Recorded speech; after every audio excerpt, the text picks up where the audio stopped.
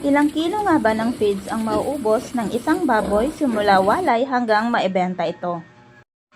Ito po ang usual practice na ginagawa namin dito sa aming baboyan. So after po ng walay ng ating mga bihik ay nakakaubos po sila ng tig kalahating sako ng pre-starter.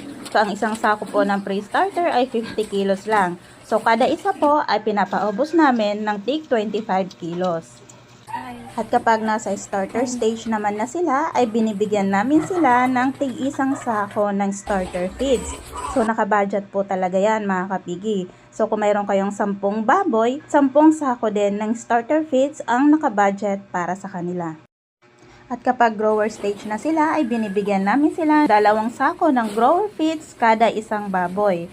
Pagdating naman ng finisher stage, ay nagbibigay kami ng 3/4 sako. Minsan ay 1 sako na rin. Depende po iyon sa presyohan sa aming lugar.